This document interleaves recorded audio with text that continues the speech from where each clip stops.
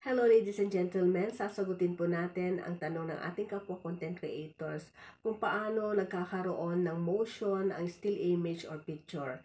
Bali na tanong na rin po to dati ng mga ibang content creators sa akin, kaya lang po naging busy ang yung mamsi kaya hindi ko po nasagot agad ito. At dahil may nagtatanong po ulit at nakita kong baguhan siya, kailangan ma-share natin yung nalalaman natin sa kanya. Ang ginagawa ko po ay pumupunta ako sa AI Gemini Veo 3. So, dito ko po ginagawa yung content ko pagdating sa mga ganyang AI content.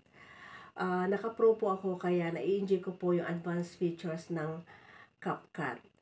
Pag hindi po kayo naka-pro, may mga ma-avail naman po kayong free pero limited lang. So, ito ipapakita ko po sa inyo. Proceed na po tayo guys sa Google. Then, i-click natin ang AI Gemini Veo 3. Ayan, magka-appear dyan. At hanapin natin ang Gemini AI Video Generator. Tapos, i-click po natin. Lalabas po yan. I-click ulit natin ang Try Veo. Then, yan, mag-appear po dyan. So, kung ano yung prompt na gusto nyong i-request kay AI Gemini, i-type nyo lang po. So, sa akin yan po ang gusto kong mangyari sa picture ko.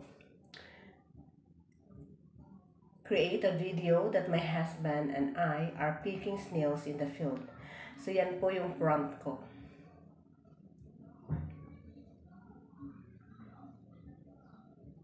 So, ayan lalabas. I-upload na natin yung files. Yan po yung picture natin.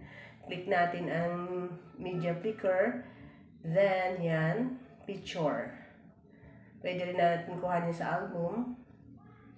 Ayan. So, yan ang picture guys. Tapos, isend natin.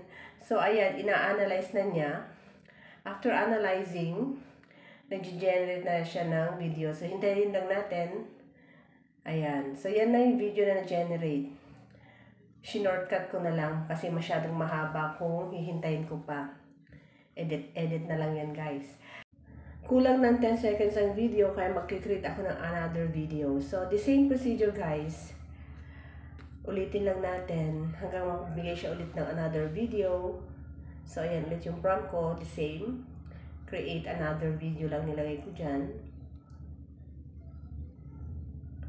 The same picture pa rin.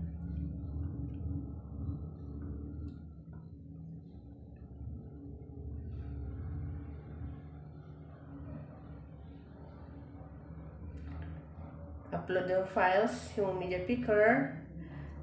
Picture na dati pa rin. Ayan.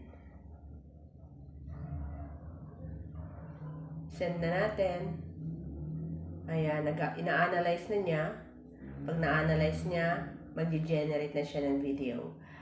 By the way guys, naka-pro ako, meaning may subscription po ako kay CapCut, kaya na-enjoy ko po yung advanced features nito. So, pag hindi po kayo naka-pro, baka may free po na ma-avail kayo, pero next time may bayad na po.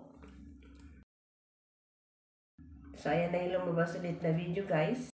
Kung nakikita nyo po itong arrow down, i-download nyo na lang. Thank you for watching. Paki-share po para makatulong.